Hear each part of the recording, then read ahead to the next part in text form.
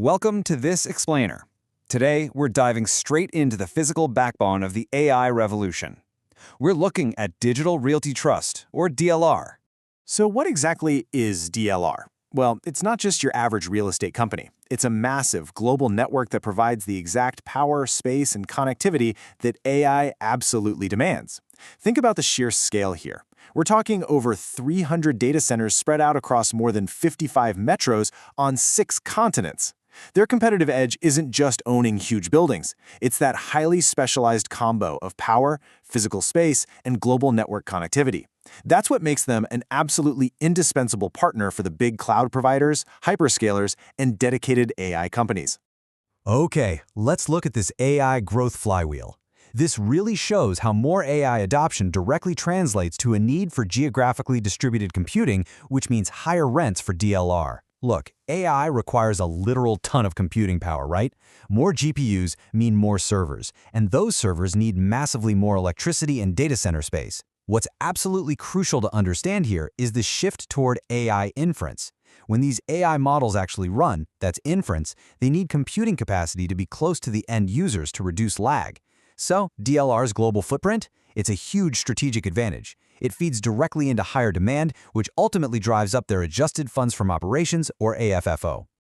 Now, looking at the Q2 2026 highlights, the proof really is in the numbers. We're seeing massive 29% year-over-year revenue growth, hitting over $1.9 billion. Adjusted EBITDA, that's up an impressive 19% to $978 million. Now, you might see a headline FFO of $273, but let's look a little closer. That number actually benefited from one-off promote income, basically performance fees from joint ventures. The much more useful metric for us is Core FFO per share, excluding that promote, which saw a very solid increase to $2.13. Honestly, this just proves the incredible operational momentum behind this massive shift in computing. But, the single most vital operating statistic in their entire financial report is right here. A record $1.9 billion annualized GAAP base rent backlog. That represents roughly $1.4 billion at DLR's share. This huge backlog represents leases that are already signed, locking in some highly visible future revenue. Because data centers take quite a bit of time to set up, there's an average 9-month lag before these contracts even officially start. And guys, this is an incredibly powerful metric. It means DLR isn't waking up every morning desperately trying to find new customers just to hit their targets. A massive chunk of their near-term future revenue is mathematically locked in today. And it actually gets better. DLR achieved a staggering 25.4% cash rent increase on renewal leases in Q2. Let that sink in. Those increases were actually 32% on a GAAP basis, meaning the total contractual value over the life of these leases is just skyrocketing. So the really crucial takeaway here is that DLR is squeezing much higher yields out of its existing properties. They are significantly boosting their bottom line without pouring a single drop of new concrete. Think about the incredible operating leverage that gives them.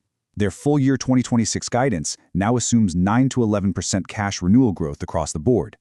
For a real estate investment trust, those are exceptionally robust numbers, driven purely by sheer demand, totally outstripping supply.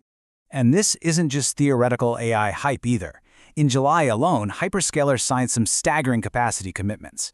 DLR secured 2 major leases representing $410 million of annualized GAAP base rent at 100% share. That's roughly $205 million at DLR's share. That is hard, undeniable evidence that large cloud and hyperscale customers are writing massive checks right now to secure the capacity they absolutely need for this AI buildout. But to meet all this surging future demand, DLR's 2026 guidance calls for up to $4.75 billion in development capex, net of partner contributions. Yeah, that's billion with a B. This is the harsh reality of AI infrastructure, folks. Building the future is eye-wateringly expensive.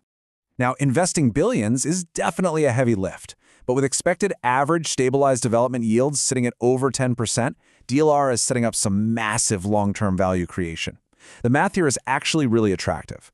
If they can consistently develop assets yielding 10% or more while keeping their cost of capital below that, they're generating an incredible spread.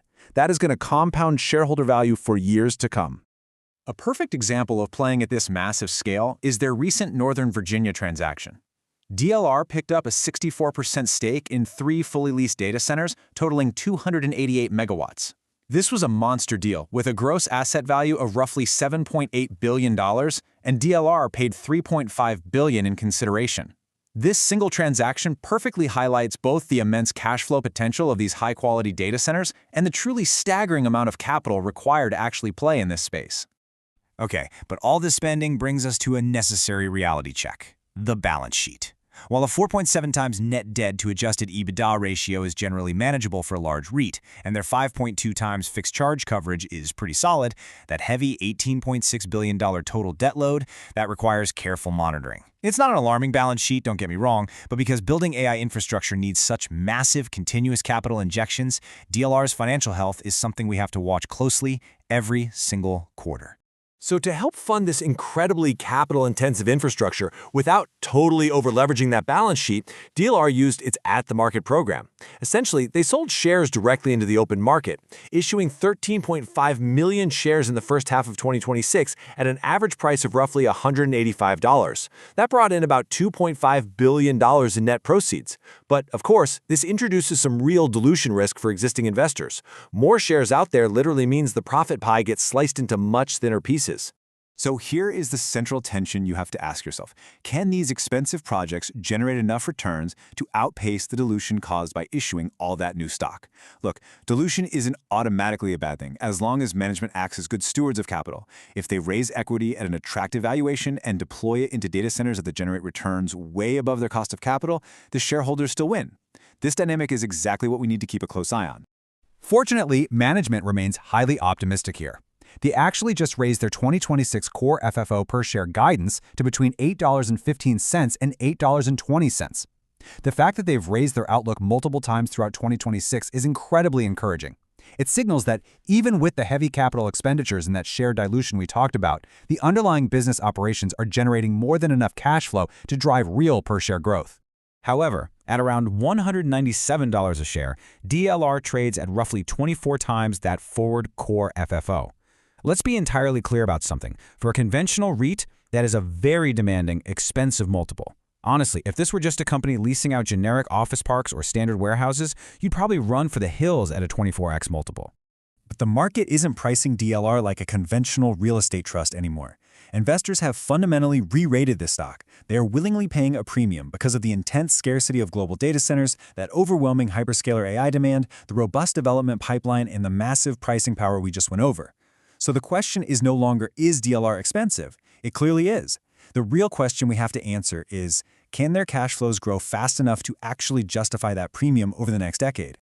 Still, you absolutely have to weigh the critical risks before diving in. Number 1, power grid constraints. The next big bottleneck for AI isn't finding open land. It's securing the massive electricity required to run these facilities. Getting grid interconnection can literally take years. Number 2, higher interest rates. Elevated rates increase financing costs and really put pressure on valuations. Then you've got customer concentration risk.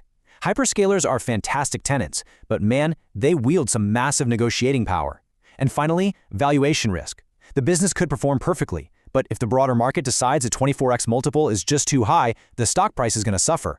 Now, while it's roughly 2.5% dividend yield, which is about $4.88 annually, isn't exactly a huge draw on its own for traditional income-seeking REIT investors, the strategy here is totally different.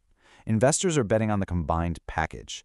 You're buying that 2.5% starting yield alongside the really strong potential for long-term AFO growth, consistent dividend increases, and serious capital appreciation driven by this AI infrastructure boom.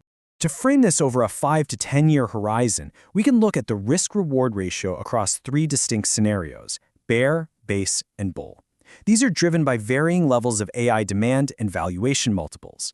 It just gives us a really solid, highly structured framework for evaluating the investment. So in a bull scenario, relentless AI demand combined with tightly constrained data center supply could drive the stock up into that $250 to $275 range. This assumes DLR keeps up double-digit leasing growth, development yield stays strong, interest rates become a bit more favorable, and the market maintains a high appetite for AI infrastructure. If all those stars align perfectly, you're looking at roughly 27 to 40% upside from current levels. Conversely, the bear case warns us that even if the business performs really well operationally, things like slowing AI infrastructure spending, persistently high interest rates, or delays caused by power constraints could easily compress that valuation multiple. If the market reprices DLR to a more historical 20 times Core FFO, the stock could pull down to the $160 to $180 level. And that right there highlights exactly why your entry price is absolutely critical. So, the overarching strategy and final verdict for long-term investors? We rate DLR a buy and accumulate.